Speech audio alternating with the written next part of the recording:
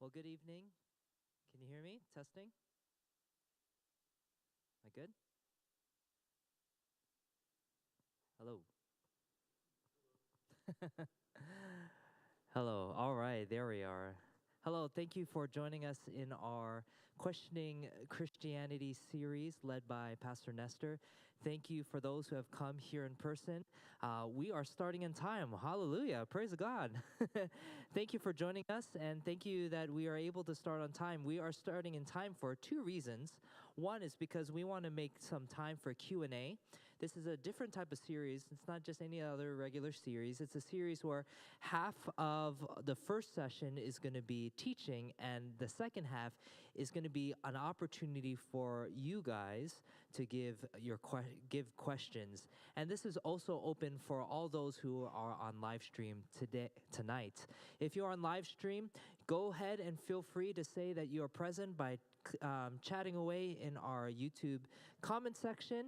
And when the time comes for our Q&A, feel free to write down the questions, and we'll survey all those questions being typed, and we'll be able to bring it up for our Q&A. So we are so glad that you are here, so excited that we could start this wonderful series, this really interesting series about really questioning a lot of things about Christianity, things that we don't normally talk about, asking the tough questions. So here is the reason why we are doing this series. Really is because we want to have a safe space to explore some of the toughest questions about Christianity. Just think about it. Do we ever give time to really open ourselves in church to talk about those tough questions? The questions that you think about in your mind, but you're just kind of scared to say it out loud because they might think of you, are you truly a Christian? So this is a safe space. So whatever you ask, any questions that have come in your mind in regard to the sermon of the night, feel free to ask it. This is a safe space. So like I said, here's the format. We'll have 30 minutes of teaching from Pastor Nestor, and then 30 minutes of live Q&A. And those who are on live stream are welcome to join in. And then after that, we are going to have refreshments. So those who are here in church will have refreshments, and this will be for more time to mingle and to ask more questions, and really just let those thoughts of what we have been learning throughout our series to simmer, and then talk about it. See where the Lord leads you in understanding all about these very important topics.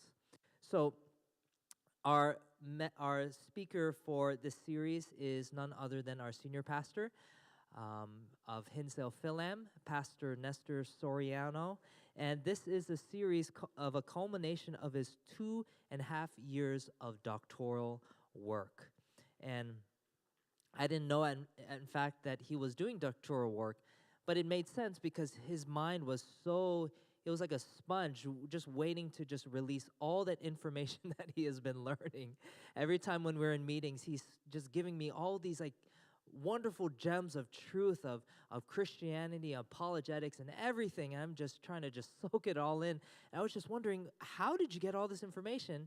And little did you know, he's doing his doctoral work. And so this is a culmination of 2.5 years of intense study, reading books, researching, looking at all the main ideas of this really awesome topic. And so you are going to be blessed by what you are going to learn these next few days. If I'm blessed just hearing him talk off the cuff about his doctoral work, you will be blessed. So with that out of the way, we are going to invite Pastor Nestor up. Let's give a hand to our speaker for tonight and the rest of the series. Pastor Nestor, come on up. Thank you, Pastor Rodney. Testing. There you go. Thank you, Pastor Rodney, for emceeing and for the introduction. Thank you for those of you who are here. Those of you watching online, I was checking on our YouTube link, and there were already a few people who have tuned in. Glad to have you all here. I know that more will be trickling in, but as Pastor Rodney said, we're going to try to start on time because we want to have enough time for Q&A and then also to enjoy refreshments, and we want to get you out of here before it gets too dark. All right, so we're going to do that. What we're going to do is we're going to explore the toughest questions about Christianity in this series. And so I want to thank you all in advance. Those of you watching online, thank you in advance for helping me in my research. I started this doctoral program in the field of what we call Christian apologetics in 2018, the end of 2018. Those of you who are not familiar with the term apologetics, it comes from the Greek word apologia, where Peter, he was one of the writers of the Bible. He wrote, "Always be ready," speaking to believers, to give a defense or an apologia for the hope that is within you, which means that we should always be ready to give a reason for our faith. And so I'm in this journey because I'm trying to figure out, how do I make sense of my Christian faith and share its truth and beauty with a world that's skeptical about Christianity? And so what we're going to do in this series is explore the toughest questions about Christianity. I don't know if you saw one of these flyers. They're also a program. You can share this with a friend, and you can also use this as a program to see the sessions that we're going to cover. Let me just quickly go through all of these sessions with you. Tonight, we're covering this topic, oppression. Isn't the church responsible for so much pain? Tomorrow, we're going to cover the question of suffering, a very prevalent question. How can a good God allow evil and suffering? On Thursday night, exclusivity. There can only be one true religion, right? I mean, if you look at the world today, what are the major world religions in the world today? We have Christianity, Islam, Buddhism, Judaism, right? Hinduism. And then even within Christianity, I was looking up online a few days ago, there are over 40,000 different Christian denominations. And so what we're trying to answer is, there can only be one true religion, right? On Friday night, we're going to cover this topic of identity. Who am I and how do I know? How can I have an identity that isn't crushing? And then on Saturday in the morning, we're going to cover the person. Who is Jesus and why does it matter? And then 2 p.m., restrictive. Doesn't Christianity limit my freedom? So where do these questions come from?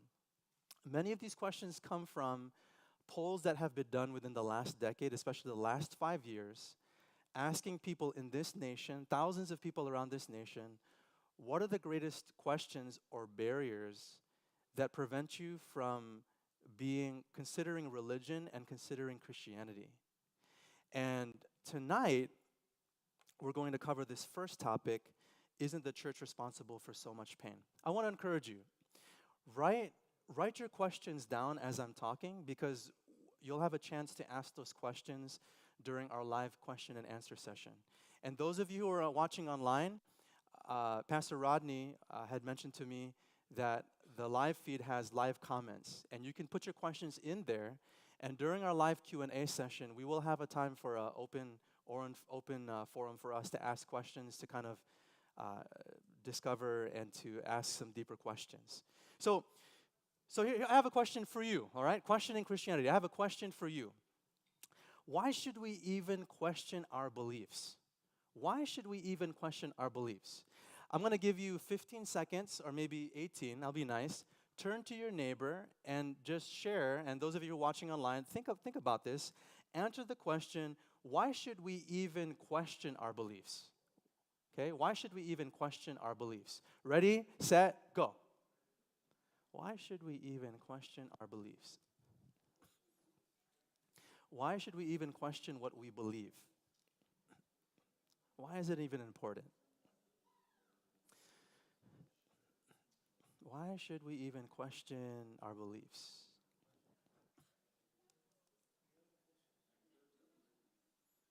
All right, I'll give you 10 more seconds. I gave you a little bit more than 20. I was nice. 10 more seconds. 5, 4, 3, 2, 1. Share with me. What did you share? Why is it important for us to question our beliefs? Any answers? Truthfulness. What do you mean by that? Unpack that.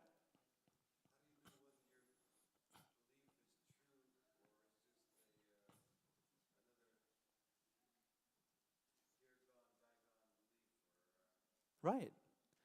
how do I know if what I believe is really true or if it's just some traditional myth or lie that's been passed down through the generations? Good answer. Any other quick answers that you came up with in your groups? Assurance. Okay, what do you mean by that? Assurance.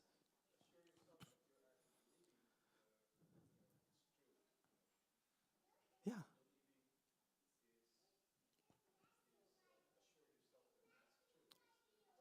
Right. So assurance. And isn't it true about human nature that human beings want certainty? Like I want to know that when I step over here, there's no hole in the carpet here, and I'm going to fall through the platform. Like human beings want certainty, so we want assurance. Any other answers from this side? We had two good answers here. Anyone on this side? What did you share? Anyone?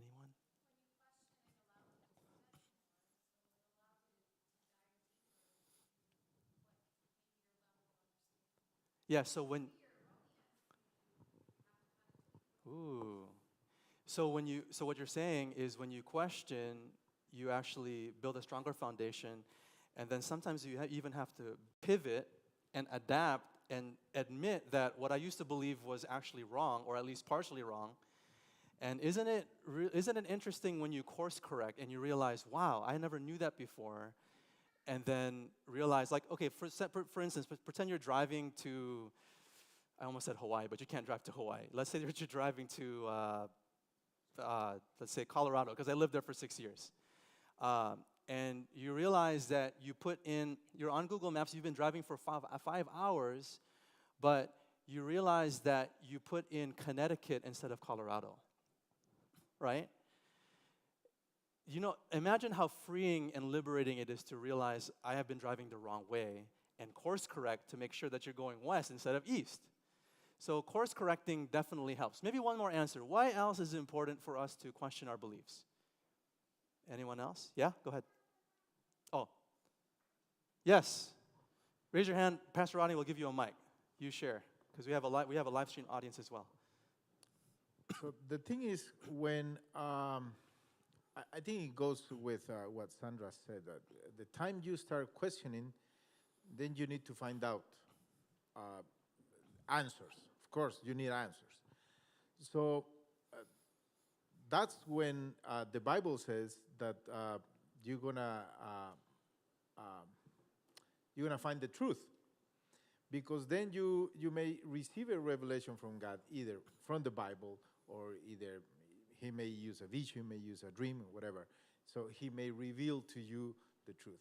But if you do not question, nothing's going to happen. True. Very good point. When we ask questions, and the questioner right now is speaking from the Christian worldview. So the Bible, he's saying that the Bible encourages us to ask questions, and actually our certainty or our assurance grows. And the same thing can be said in any worldview or education. It's what the scientific method is built on. Asking questions to make sure that your theory makes sense. Like I remember when I was in high school, in physics, do you know what the rate of speed is for gravity? Yes, I think I asked you this question, Jorge. Negative 9.8 meters per second squared, right? So someone tested it, and then they tested it hundreds, thousands of times, and they realized, you know what, that belief is correct. It falls, the rate of gravity is negative 9.8 meters per second squared. So we test our beliefs, we get more certainty. I will suggest that one reason why we should even question our beliefs is because having the right belief can save us from embarrassment. Last year, I had the privilege of enjoying a vacation in Cancun, and my family and I went to the island of Isla Mujeres, this beautiful island. We took a ferry there with our family, and friends. And I was driving a golf cart around the island. It was beautiful. It was a hot day. We were ready to go down to the beach after we went to this one section to the north. And when I was driving, I was sitting up front with my oldest daughter, and my wife was sitting facing the rear with my youngest daughter. And as I was driving, I was hot, I was ready to go. My wife, Catherine, said, "Nestor, you better stop because there's a cone behind us. You're going to hit that cone."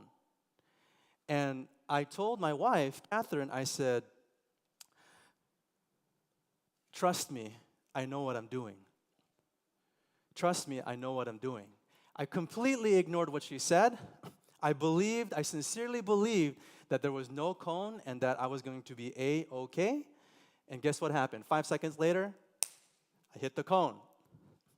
I felt like a fool driving all the way to the beach. For the next hour, I felt like a fool. I felt like an imposter. I was sincere, but I was sincerely wrong. My wrong belief made me feel like a fool. So, having the right belief can be the difference between embarrassment and assurance. It makes all the difference. And so, night after night, each session, I wanted to encourage you to come with an open mind and an open heart. I was speaking in my doctoral work. I had the privilege of interviewing several people. One individual of Hindu background, we had an amazing, fascinating conversation about the comparing and contrasting Hinduism and Christianity. But this new friend of mine shared with me, because I said, "Hey, what would you share with me that I could share with the attendees of Questioning Christianity?" And he said two things.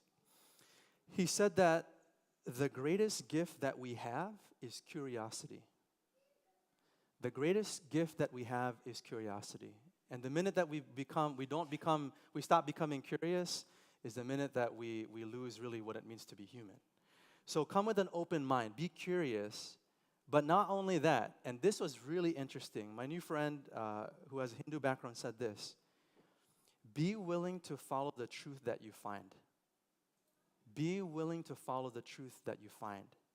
So as you discover truth, maybe truth that might cause you to course correct, it's not enough to know that I was driving to Connecticut. I then have to turn the car around and start driving down I-80 or I-90 going west to Colorado. I have to be willing to follow the truth, or to follow the truth until I find it. So today's message: isn't the church responsible for so much pain? Barna Group, a visionary research company that focuses on the intersection of faith and culture, surveyed over 2,000 teens and adults this last December, 2022. And Barna lists several reasons why non-religious people reject Christianity. And here are two of the top ones. Number one, past experience with a religious institution. And then number two, the hypocrisy of religious people. One, past experiences with a religious institution. Number two, the hypocrisy of religious people. Which causes me to think that the Christian church can unfortunately be a source of pain for people. How is that even possible, that the Christian church can be a source of pain for people? There was one skeptical law student who said this and also asked a question. The church has a history of supporting injustice, of destroying culture. If Christianity is the true religion, how could this be? Now, this law student doesn't have to look very far in the history of the Christian church to see of the ways that the Christian church has oppressed people. There are at least several examples. One, I think of the violence the Christian church caused against heretics and skeptics and pagans in the Crusades between 1095 and 1241. All right, so about a millennia ago, the church was oppressing people, pagan people, heretics that didn't believe like them. All right, that's one example. A second example would be this issue of colonization and slavery. My parents are of Filipino heritage. They emigrated here from the Philippines.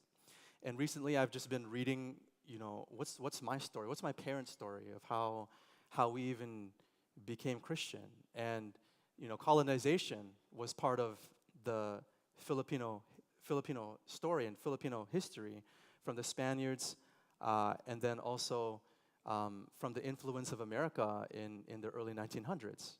But within colonization, you talking about 400 or 500 years ago, there was this issue of slavery. And unfortunately, the Christian church was not only complicit with the transatlantic slave trade, but also participating in the transatlantic slave trade. One of my friends in Madison, Wisconsin, over a decade ago, I was pastoring there in Wisconsin. He was a student at the University of Wisconsin studying literature, and he came to me one day and he said, I have a problem. He was from Zimbabwe, and he had a difficult time reconciling colonization with Christian faith. While colonization had good aspirations, and he admitted that, it was motivated by control. The colonizers used, who were unfortunately sometimes Christian, committed some violent crimes against slaves. How could Christians commit such violent offenses? I was swimming in a pool with a friend on Sunday, and I was sharing with him about this series. And he shared with me, Nestor, I was in the country of Ghana a few years ago, and I went to this place called the Cape Coast Castle. Has anyone heard of the Cape Coast Castle before? The Cape Coast Castle was a castle where on the bottom floor they had a dungeon for men and women African slaves. And do you know what was above the slave quarters? A chapel of the Christian church. And the Christian church, I mean, I can't juxtapose these two opposing ideas. How can the Christian church, the Christians above were worshiping as they stepped outside, looked out the window, and looked down on the slaves that were being persecuted and sometimes oppressed because they wouldn't comply with the slave trade? This is hard. This is difficult for us, for believers to reconcile. Or what about fear-mongering religion?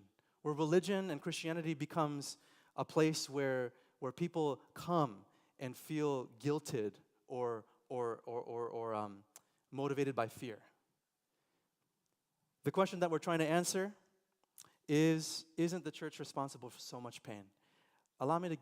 Please allow me to give you 3 responses. Number 1, Christians are more flawed than you think. Christians are more flawed than you think. Many people in today's culture, due to Christian ideals, believe that Christians should be better than everyone else. What does that mean? Christians in today's culture have these great ideals of love and peace and fidelity and integrity, and therefore the culture expects Christians to be better than everyone else. But let's consider what Christianity actually teaches. Are Christians supposed to be better than everyone else in the culture? Let me read to you a passage from one of the books. It was written by this writer by the name of Paul, and he wrote this in his letter or his book called Ephesians. He said, "For it is by grace you have been saved through faith, and this is not of yourselves, it is the gift of God, not by works, so that no one can boast." Which means that all people, whether you're a non-believer or a believer in Jesus, are saved by sheer grace. Their bad deeds nor good deeds merit acceptance with God. The reason people are saved by grace alone is because all people are flawed, both the non-believer and the believer. So this assumption that, believers should be somehow better than the culture might not hold as true, because both parties are flawed. The reason people are saved by grace alone is because all people are flawed, and if all people are flawed, then we can expect Christians to be worse than we think they are. All right, so that's response 1A. But here's response 1B. If it is true that people are saved by grace, right? If people are saved by sheer grace, then that means that Christians are a work in progress. Contrary to popular belief, Christianity teaches that someone does not need to clean himself up before he can be accepted by God. Rather, a person is saved by sheer grace. Thus, believers who are flawed are not cleaned up right away. I've been a Christian since 21 years, since 2002, for 21 years. And I can attest that I am still a work in progress. Believers who are flawed are not cleaned up right away. They are always a work in progress. The church or the community of believers is not, I heard this saying once, the church or the community of believers is not a museum for saints, but a hospital for sinners. I like that line. It's not a museum for saints, but a hospital for sinners. And so usually when the culture outside of the Christian church looks at the culture, they expect a museum of saints. But unfortunately, the church is a hospital for sinners. Let me give you an example. There was one key character in the New Testament, in the Christian story in the Bible. His name was Peter. He was one of Jesus' disciples. He was a self-sufficient man, very proud, arrogant. He knew everything, but yet God still used him. 3.5 years later, toward the end of Jesus' life, Peter, this brash individual, said to Jesus, "I will never deny you." And when push came to shove, when the fire was turned up and someone questioned him about his connection to Jesus, he denied Jesus 3 times. But Jesus still used him. This same Peter was the first one to preach about Christianity to a large crowd. And he was one of the original disciples. Yet, even after he shared about the Christian faith, he was still partial to the Jews. One of his partners, Paul, caught Peter showing favoritism and prejudice against non-Jewish people, and his buddy Paul called him out and said, "Peter, what are you doing?" This same Peter was this same Peter, this apostle, this man selected by God, was still a work in progress. So my first response is that Christians are a work in progress. Here's my second response, and I think you might find this interesting. Jesus actually critiques religion, and he critiques even Christianity. One form of oppressive religion is what we call fanaticism. Do you know what fanaticism is? Fanaticism, according to the dictionary, is a person that's filled with excessive and single-minded zeal, especially for an extreme religious or political cause. One example of this would be Bears fans. Okay, some Bears fans, or I worked in Wisconsin. I lived there for several years. Packers fans, cheeseheads. There were some people who were fanatic, and if you wore a Bears jersey in Lambeau Field there in Wisconsin in Green Bay, you better be careful. Watch your back. All right, watch your back. Fanaticism. It's a form. It is a form. It's I would say a form within religion. All right. Fanaticism. Maybe you've encountered fanatics before, whether it's in sports, in politics, maybe in religion. I remember. Okay, I'll be transparent. I remember when I became a new Christian 21 years ago, and I was very overly zealous, fanatical about the faith, and I believed it was my duty to convert and change people, my sister, my mom, all of my friends, and I was overly zealous. I didn't realize that that people were actually allergic to my attitude. I didn't have a good fragrance. I smelled of pushiness and rigidity and stubborn integrity, stubborn faithfulness. I mean, there's nothing wrong with having integrity and being faithful, but I was overly zealous. And what people in our culture usually believe is that, well, the opposite. I'm gonna write this. I'm gonna abbreviate this. The opposite of fanaticism, all right, is apathy. All right, we'll just put APA, apathy. Right? people think that, well, the opposite of, I'll just put IMR, okay? That means immorality. The opposite of immorality is, well, I'm a bad person, and the opposite of that, what I need to do is become, I'll put here, MOR, moral, okay? So what people usually do in our culture is, I'm a bad person, and what I need to do is become more moral.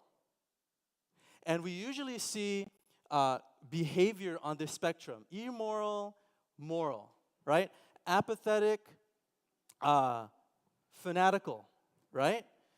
We see these opposites. Now, I'm not saying that all morality is fanatic, but many times people, or I would say, I'll just put the words here. I'll just put here IR. So we'll call this irreligion and religion. Just follow my example here. Many times, the people within this camp, the moral camp, become overly zealous about their morality, and they start looking down on people, all right? Jesus not only critiques immorality, he especially critiques morality. He critiques religion, and he critiques zealous religion or zealous morality, otherwise known as fanaticism. How do I know that? There was a story in this one book in the Bible, in Luke 15, about these two prodigal sons. You might have heard this story before. There was one son, which is probably the story that you've heard. You're watching online. You have most likely heard the story of that one son, the reckless son, the prodigal son that left, and he said, "Father, give me your inheritance." And he took the inheritance, and he wasted his father's inheritance and was eating with pigs, and so he was immoral. And he came back, and he realized that he was empty, right? And he came back, and all was good, right? Jesus, yes, he critiques immorality, and he says immorality is empty. But then, later on in that passage, and you probably have never heard, maybe you have not heard this, there was another son in that story, the second prodigal son, or the second reckless son. And that son was not irreligious or immoral. He was highly religious, and he was highly moral. And Jesus critiques the moral son. The moral son says, you never threw me a party for always following you and being very religious and being a man of integrity. I deserve a goat. I deserve a party. And you'll notice, and we'll come back to this, Jesus says that not the immoral son, but the moral son was way worse. This man was empty, the immoral man who left the father, but the moral man was way worse. And Jesus' critique to the original audience, he was talking to the Pharisees, the people during that time that were very religious. I think of the term fastidious. They were so exact about following the law and the rules to the T. Jesus' critique to them and to the moralist or the fanatical religionists is, my moralistic friends, it's not that you don't believe enough. Friends, it's not that you don't believe enough. Believe enough. Your faith is incomplete.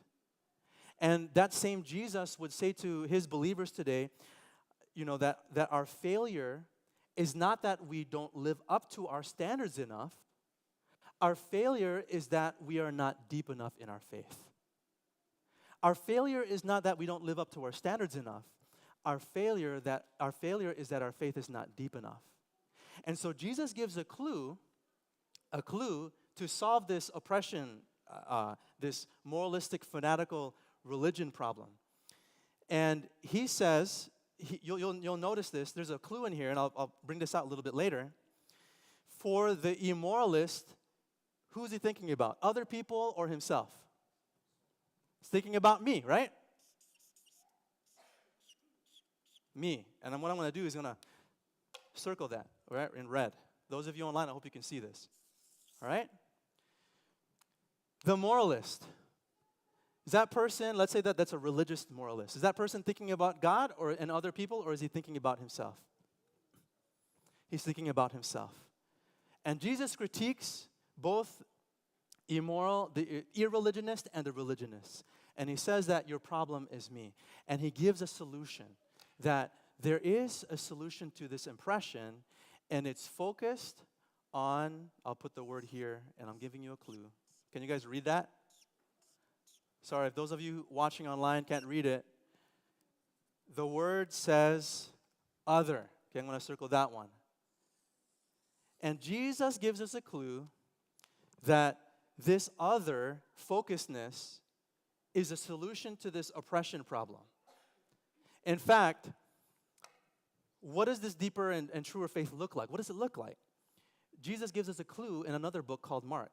Jesus called some of his disciples. You know that those who are considered rulers of the Gentiles lord it over them, but it shouldn't be with you. Whoever would be great among you should be your servant. There's an otherness, right? And whoever would be first among you must be a slave of all.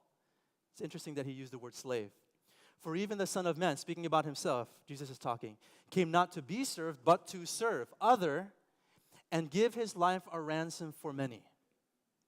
So here's my third response, or my third point.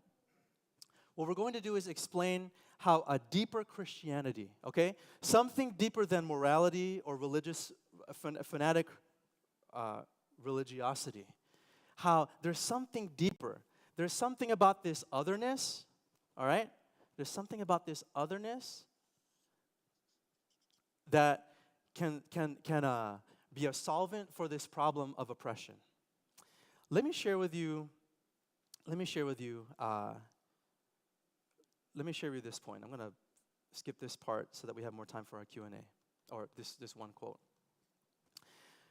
In Christians, and you can see this in all beliefs, you have people, especially in Christianity, you have people who can take the writings of Christianity and use it for bad or use it for good.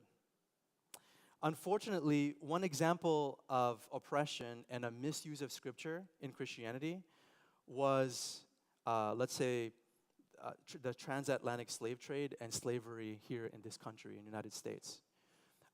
There were people in the last few hundred years that were using Bible verses to prove that slavery was justified in Scripture, in the Bible. Now, we're not going to deal with that in this tonight's session or any other session. Maybe another time we can discuss that. But that's really tough, that Christian believers were using Scripture to justify slavery and sometimes the abuse of slavery, okay, or abuse in slavery. And so the question is, okay, so then we should just throw out the Bible, and what we should do is we should depend on secular ideas. Is that what the abolitionists did? In Britain, like William Wilberforce, those who opposed slavery in Britain, and then all the abolitionists who opposed slavery in the United States, did they depend on secular ideas, political ideas, to overcome slavery in this nation?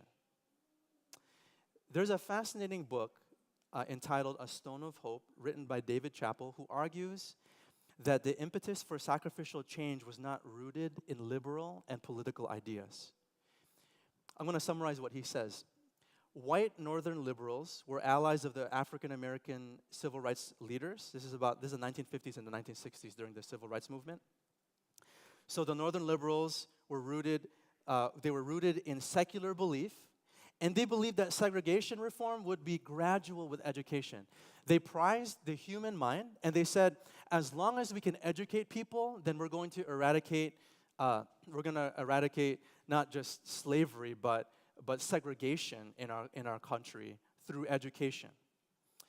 Chappell, however, in his book A Stone of Hope, argues that the civil rights movement leaders were fueled by a prophetic vision rooted in Scripture. It was this religious and Judeo-Christian source that provided the impetus for immediate, not gradual change. And he says in his book, the black movement's nonviolent soldiers were driven not by modern liberal faith in human reason, but by older, seemingly more durable prejudices and superstitions that were rooted in Christian and Jewish myth. Specifically, they drew from a prophetic tradition that runs from David and Isaiah in the Old Testament, speaking about the Bible, through Augustine and Martin Luther to Reinhold Niebuhr in the 20th century. And then one writer commenting on this book by the name of Timothy Keller in his book, The Reason for God, said this. I just wanted to put this quote because it was really powerful. He says, when Martin Luther King Jr. confronted racism in the white church in the South, he did not call on Southern churches to become more secular. Read his sermons and letter from Birmingham jail and see how he argued. He invoked God's moral law and the Scripture. He called white Christians to be more true to their own beliefs and to realize what the Bible really teaches. He did not say, truth is relative and everyone is free to determine what is right or wrong for them. We'll cover exclusivity and relativism in 2 nights, on Thursday night. Rather, Dr. King invoked the prophet Amos from the Scriptures who said, let justice roll down like waters and righteousness as a mighty stream. So what is this solvent? What is this deeper faith? The fuel for change to focus on the other and to help the others that were suffering under segregation in this country. The fuel for change for Martin Luther King Jr. and the civil rights movement in the face of persecution and death was not an abandonment of Christianity, but a deeper and a truer Christianity. The impetus for change for the abolitionists in our country was not an abandonment of the Bible and Scripture and Christianity, but a deeper understanding of the Bible, a truer understanding of Christianity, and a more thorough understanding of the person and the work and the teachings of Jesus Christ. And when you think about this story, when Jesus is talking here, and he's sharing this story about this prodigal son, or the reckless son that left him, that left the father. And then he shares about the moral son, the religious son, the fanatical religious son focused on himself. He's talking to the original audience were these people called the Pharisees. These were the religious leaders. These were the pastors of the day. And earlier in the story, in Luke 15, Jesus is eating with the sinners and the tax collectors, and the moral religious people, the Pharisees, the fanatical, law-keeping religious people, were saying, how could Jesus eat with those tax collectors and those sinners, or the scum of the earth? Do you see what moralism or fanatical religion does? It's rooted in this, what I would call, I'll use a big term here, fastidiousness to ethics, or this idea of I just have to follow the law to the T. Nothing wrong with following laws, but the philosophy of life for the moralists, the religious people, was we need to be fastidious and super committed and tell everyone, super committed to our values. And do you know what that usually does in me and you? And I've experienced this in myself. This moralism usually, number one, gives the adherent an elevated view of self. That's called pride. And number two, it gives a better-than-you attitude toward those who have not arrived yet. I think about fanatical Bears fans, and they see Packers fans. One, Bears fans, they know. It's not even opinion. They know without a shadow of a doubt that they are amazing. They're great. One, pride. Second, they have a better-than-you attitude toward Packers fans. Yeah, we're better than you. Bring your cheeseheads here, we'll tear you up because we're better than you. And usually, that focus, that laser focus on on religion, on this fanatic religion, causes us to be proud and to treat others as less than us. It's a me focus. It's a me focus. I remember I was talking to one individual, someone from a church, I won't mention where, but part of a Christian church before. And just recently, this individual told me that part of the reason why I don't participate or step foot in church services and church programs is because whenever I come, I'm either guilted for not coming enough, or I'm not living good enough. This is what the individual told me as we were sitting down together a few weeks ago. I don't come. I don't consider Christianity. I don't want to be part of church because it's oppressive. It's oppressive. And I believe that Jesus critiques this oppressive attitude. And he says to the Pharisees, your faith is not deep enough. And he says, and as we land this plane, we're going to open up for questions soon. Jesus had said in that same parable, and this is quite fascinating. He said there was a man who had 2 sons. The younger of them said to his father, "Father, give me the share of property that is coming to me." Speaking about the immoral son. Give me the share of property that's mine. And then the same chapter says that the father divided his property between them. The word in the Greek for property is the word bios, by which we get the word life, or biology, the study of life. So basically, the father gives his life. He gives his life for the son. And the text says he divided his property not only for the immoral son. He gave his property or his life or in his inheritance to the moral son who didn't even ask for it. Which tells me that this focus on immorality might just have a focus on me and me alone. And the opposite in our culture, at least what we think, is, well, I have to just behave well and be very moral. Well, an overly zealous morality will also cause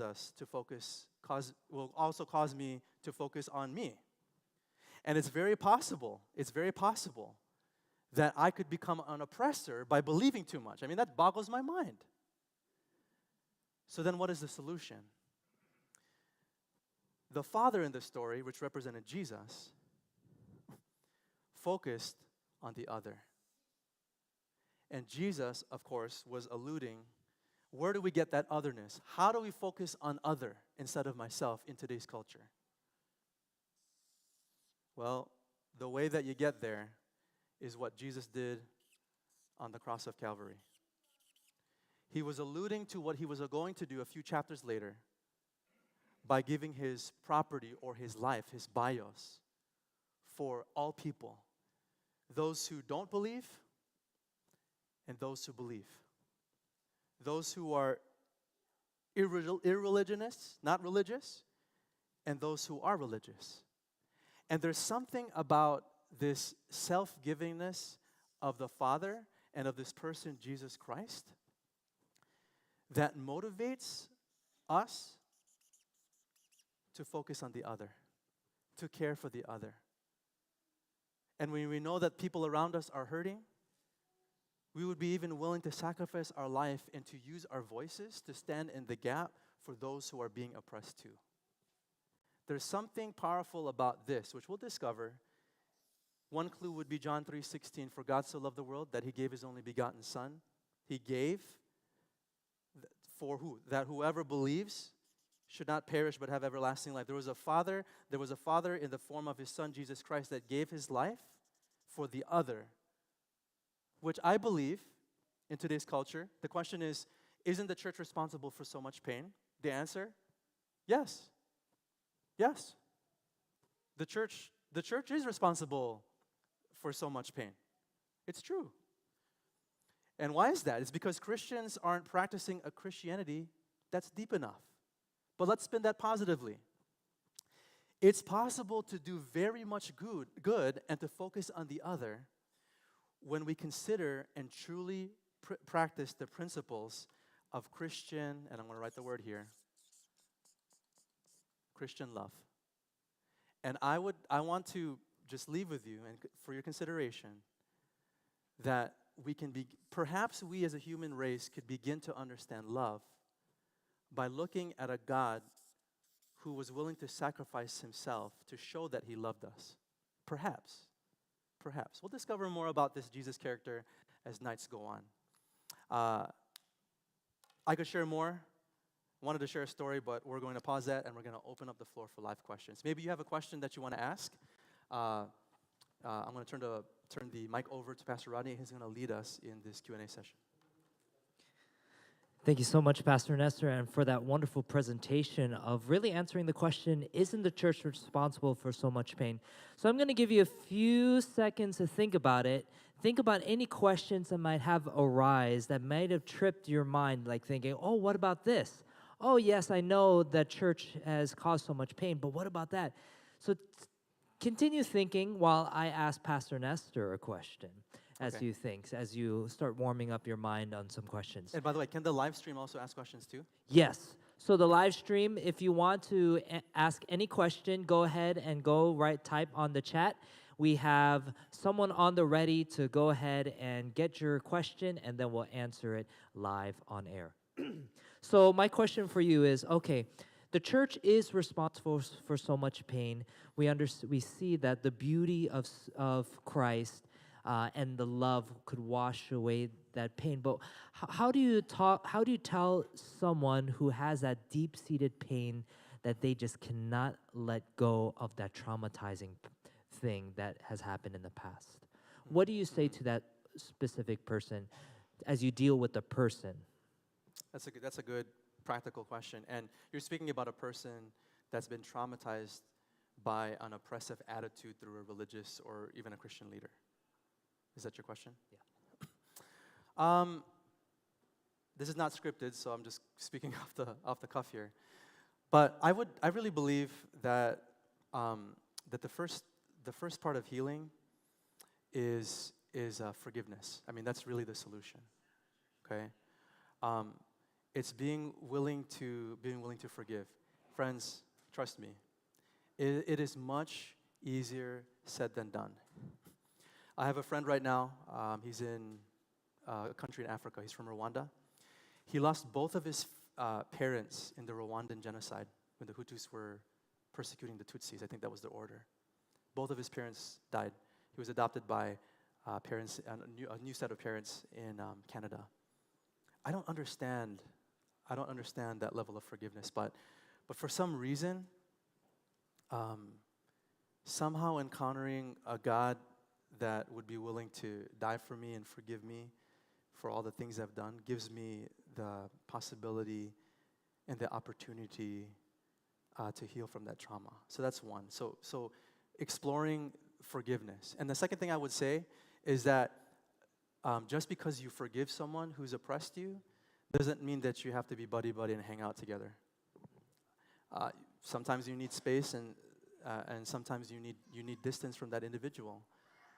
Until you are ready to have a conversation. And maybe that time might not come in the near future. It might take a long time. It might take decades.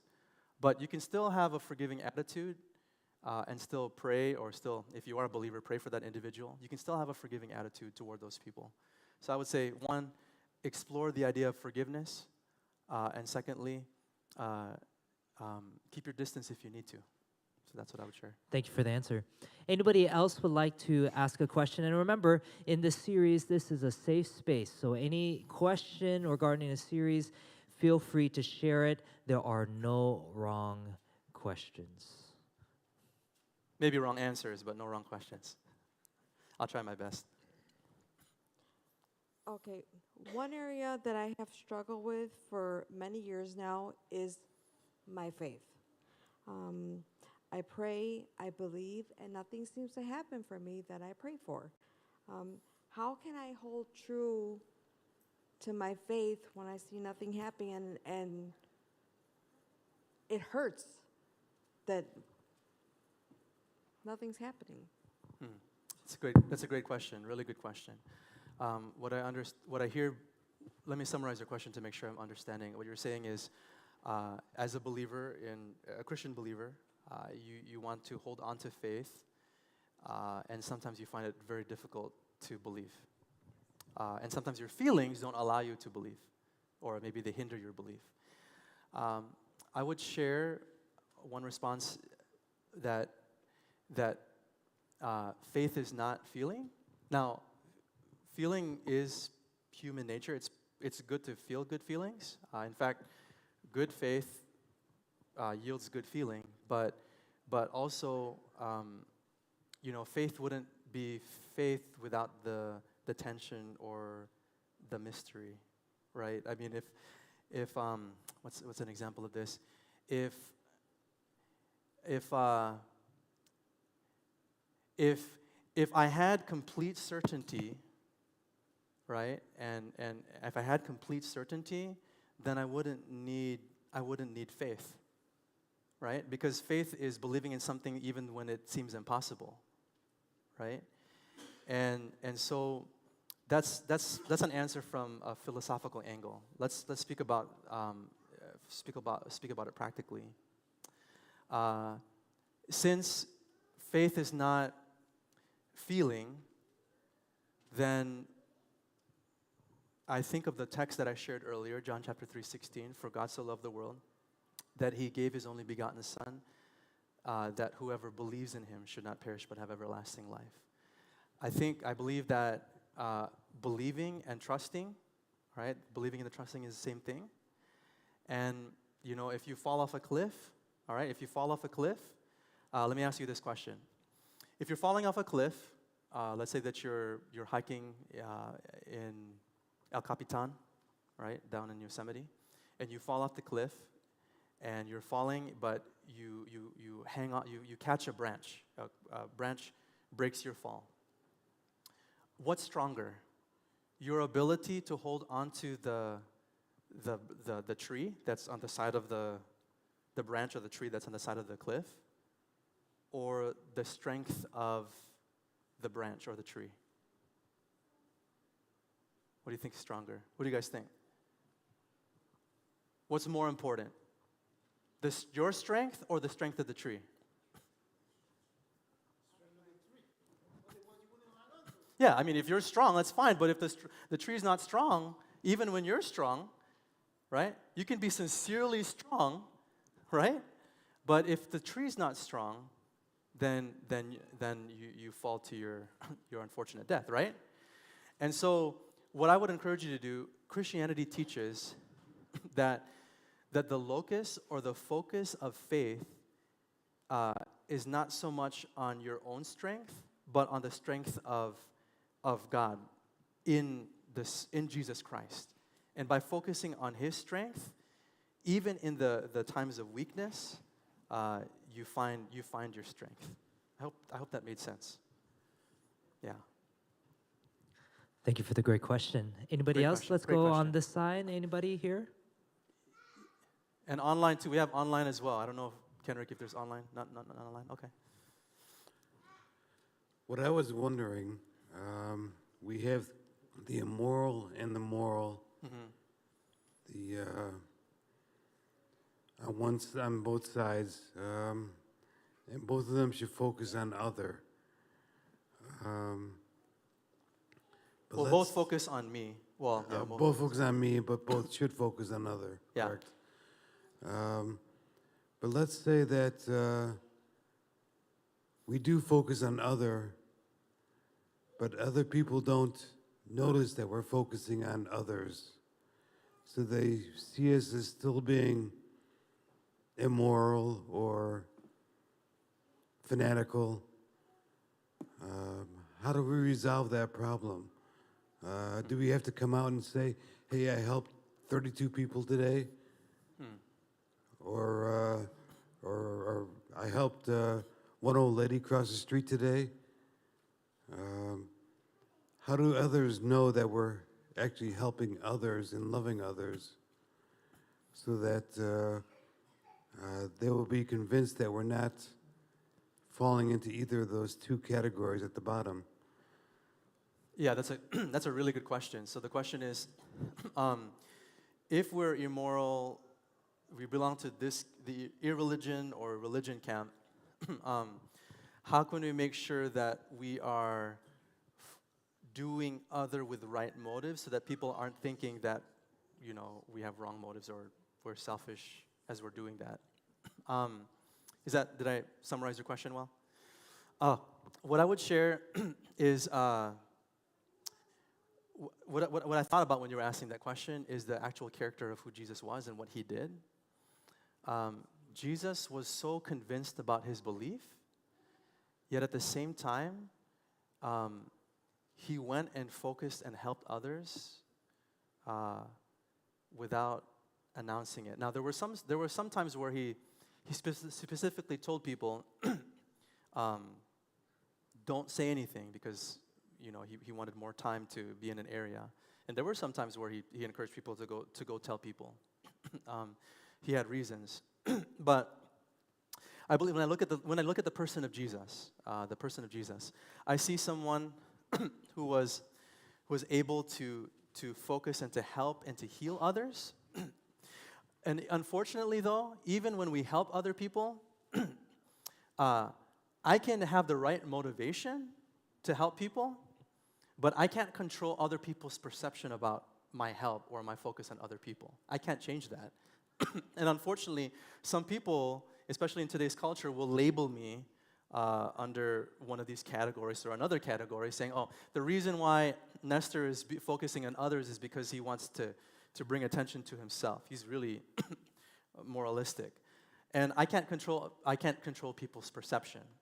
But what I can control is ensuring that I'm serving and I'm helping others with a pure heart and not doing it for the sake of my own, self-congratulation and self-glory. I hope I answered your question. Great question. Thanks for the question. Now the other side would like to ask a question. I'd like to respond to what Linda asked. I think where the feeling comes is when you truly trust Jesus. There's a story about 10 lepers who came to Jesus. One day, they were in the rut of their leprosy, and they never really experienced healing until they obeyed what Jesus said. I guess in short, Linda, what I'm saying is the moment you really trust Jesus and follow what he tells you to do, then it will come. You will start sensing the difference that he can make in your life. I mean, related to what Vic's question is, during the Black Plague, very similar to COVID, when about 50% of Europe died, you know who went out to take care of those who were sick and dying? They were the Christians. It was a church that went out and made a difference. While people were hiding and locked down, Christians went out to care for those who were dying. In obedience to what Jesus said, greater love has no man than this, than to lay down his life for his friends. Then you see the impact, the difference, the moment you trust Jesus and follow what he says. Then he works miracles in your life. Great response. And I love that response. When we have faith, we're blessed. And I would also add to that, Linda, when I think about the story of Jesus, in Matthew chapter 3, he was baptized. The very next chapter, the very next verse says, right after his baptism, right after the Father said, "Behold, this is my Son, I'm well pleased in him." And after the Holy Spirit, like a dove, descends upon him, the very next verse says, "And then the Spirit took him into the wilderness to be tempted by the devil." Meaning that after one of the most momentous experiences in his faith, in belief in God, an affirmation from God himself, he was then put into the wilderness. Which means that there are times where we're going to be tested. And what I'm beginning to realize is that life is both and. I'm beginning to realize that faith is, I have certainty, but I also have uncertainty. That there will be times where I have joy, but there will also be times where I'm asking God, why is this? Why am I going through this? Like the loss of my father and the sickness of my mother when I first moved here 2 years ago. It doesn't make sense. But that's what's so beautiful about faith, that it can handle both of those opposing dimensions in harmony. And that's what I love about God. You had another question? Yeah, so this one's coming from our live stream. I'm guessing this is in regards to someone who has felt pain from the church. His question is, what happens to Christians who backslide? So what happens to Christians who backslide?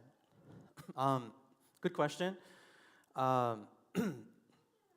Well, my question to that question is, what are you backsliding from?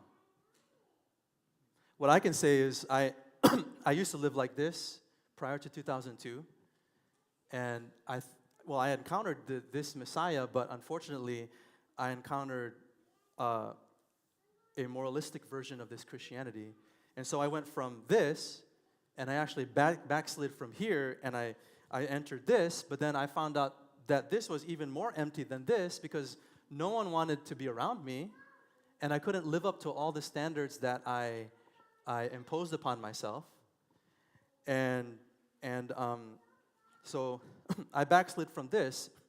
But what I will say is that when I didn't backslide, but I slid this way, then I realized that why would I want to backslide? Because I've tasted something that is sweeter and more delightful than anything that immorality and morality would ever offer me.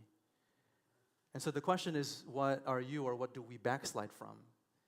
And if I've encountered true Christianity and encountered the love of God in Jesus Christ, then that compels me so much that I would want to stay connected to someone who wants to stay connected to me. I wouldn't want to backslide. I think about my marriage. You know, of course, I have to be careful. I'm not perfect, but I'm so enamored and I love my wife. We've celebrated 10 years this past July 7th. And, you know, why would I want to leave that? Because it's so rich and so sweet. I hope I answered your question. Do we have one more? Another question? Could we do one more? Yeah, we can do one or two more. Okay. On a daily basis every day when you're going in pain. Say it again. How do you continue to have trust every day when you're in pain, when you're in physical pain? Yeah. One day I trust and have faith, and the next day when I'm not feeling good, my trust is out the door. How do I continue to have trust every day? Thank you for sharing. I'm sorry for what you're going through.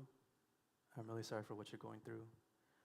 What you're sharing is not just the church's oppression, but physical oppression. You're expressing pain. When I moved here 2 years ago, 6 weeks after I moved here, my mother had one of 3 strokes. She had 3 strokes. Then my father got COVID after Thanksgiving party and passed away on New Year's Eve. And then this last December, when we were remembering my father, my nephew got really sick. He got on life support and almost lost his life. Those are some of the darkest moments I've ever experienced in my life. And what I realized in those moments, there were times where I didn't even feel like I could trust. And God can take that. Like at least the Christian God can take that. I can't trust. And for some reason, this Christian God says that the beginning of trust starts at surrender. And it's at that very moment where I can't trust anymore. That's the beginning of trust. That's the beginning of trusting. And so, in the experience of pain that you're experiencing, I'm very sorry, but just take courage and take hope that that's the beginning of trust when you can't trust anymore. Thank you. Thank you for that question. Very real, visceral question. I have a question. Sure. Okay, so you said the church is responsible for much of the pain. I thought it's obvious that the pain is inflicted by Satan, not the church. So why aren't you talking about that? Sure. Good question. So what you're doing what you're asking is, what he's referring to, those here, those watching online, so he's appealing to, he's speaking about a dimension outside of the visible world, right? Church people, at least the Christian worldview teaches that outside of the pain that humans cause each other and the badness that's in their own character, that there's a supernatural dimension. there's a supernatural dimension to pain. In fact, I wouldn't even have to give this explanation 300-400 years ago, because the culture around us assumed in the cosmos, they assumed that there was a supernatural.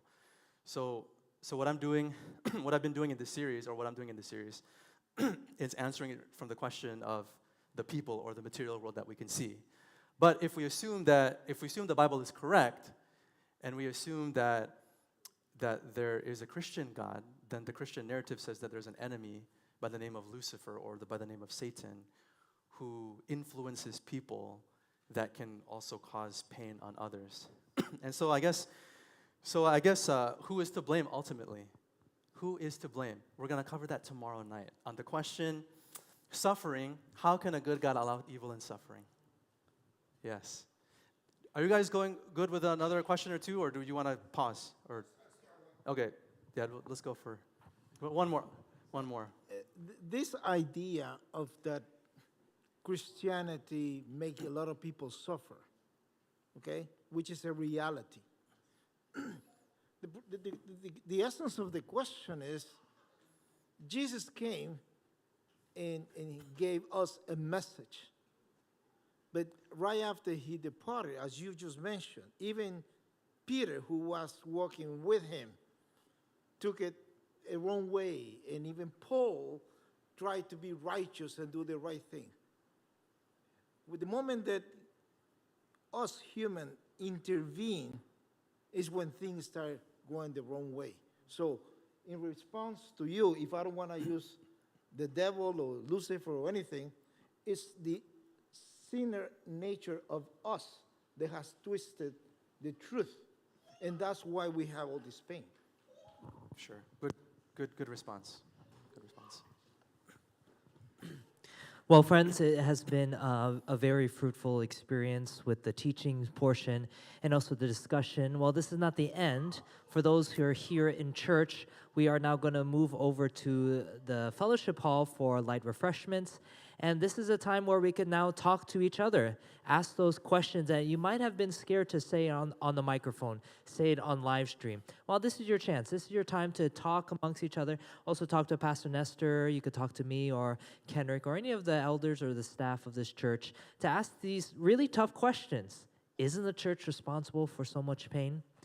And based off a few of the questions, which I felt there was a lot of personal, things that, it's coming out. It just shows that, we live in this world full of pain. Whether we like it or not, this world has pain. And so we are so thankful that we find a solution, and that is through the cross, through Christ's love. So we will end here tonight. Thank you so much for those who have joined us on live stream. Come back tomorrow at 7 p.m. here at Hinsdale Fil-Am Church, where we will be talking about suffering. How can a good God allow evil and suffering? The basic question that many of us ask throughout our years of being a Christian, or maybe you have thought about this before. If God is so loving, why is there so much pain and death in this world? So come join us tomorrow as we further delve into the topic of questioning Christianity and about suffering. God bless and have a good night. Pastor Ronnie, can I add a thought Yeah, to that sure. for tomorrow night? Thank you for that. Is probably the number one reason. A study was done in 2018 asking Generation Z, younger generation, why do you disbelieve in God? This was the number one reason. And so we're going to cover that. And then also, friends, we have extra programs or flyers. Invite a friend. If they can't come here, send them a link. We can give you a link. They can watch it on YouTube live stream. This is a very great conversation. Thank you for coming tonight. And thanks, Pastor Rodney, for emceeing tonight. I'll see you later. Have a good night.